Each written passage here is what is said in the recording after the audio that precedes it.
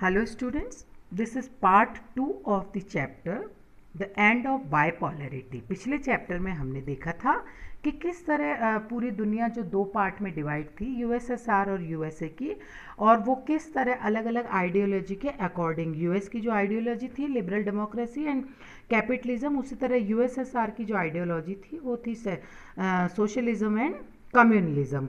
तो पूरी दुनिया थी जो दो पार्ट में डिवाइड हो गई थी। उसकी वजह से धीरे धीरे क्या होने लगा कि जो यूएसएसआर के जो सिटीजन्स थे, they themselves were not satisfied with the functions and their one party system within their country।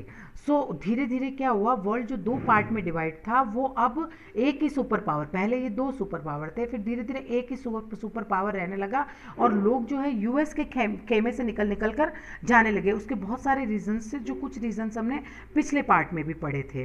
तो अब हम नेक्स्ट फोर्थ वन पढ़ रहे हैं। Mikhail Gorbachev, General Secretary of Communist Party of Soviet Union in 1985, initiated the policies of economic and political reform to democratize the system, which were opposed by leaders within Communist Party and contradictory view of people। जो Mikhail Gorbachev थे, उन्होंने कोशिश की थी कि जो communist party है उसको तो डेमोक्रेटिक तरीके से उनको चेंज करा जाए, बट जो लोग पार्टी के अंदर ही थे उन्होंने उनको अपोज कर दिया था। Reforms were necessary to keep the USSR abreast of the information and technological revolutions taking place in the West. However, Gorbachev's decision to normalize relation with the West and democratize and reform the Soviet Union had some other effects that neither he nor anyone else intended or anticipated. जो भी Gorbachev ने कोशिश किया था decisions लेने की, उनको further आगे कैरी फॉरवर्ड नहीं किया गया।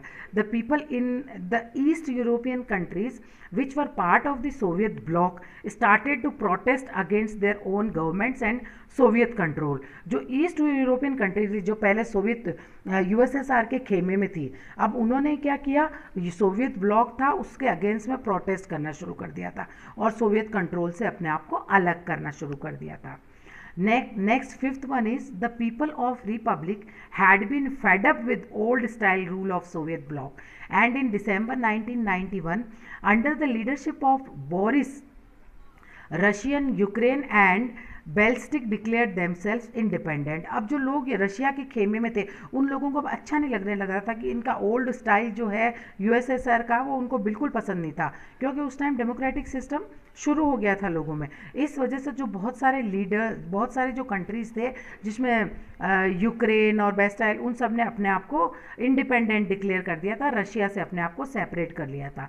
The formation of Commonwealth of Independent States came as a surprise, and the exclusion of these states was resolved by making them founder member of the CIS। अब यहाँ आप उन्होंने अपने अलग से फाउंडेशन बनाने, अपने अलग से फेडरेशन बनाने शुरू कर दिए थे। Russia was accepted as successor state of Soviet Union by inheriting a Soviet seat in UN Secretary Council, who accepted all international treaties and commitments of Soviet Union and carried out some nuclear disarmament measures with the US. And eighth one is now Soviet Union had been disintegrated on the grounds to maintain nuclear and military arsenals.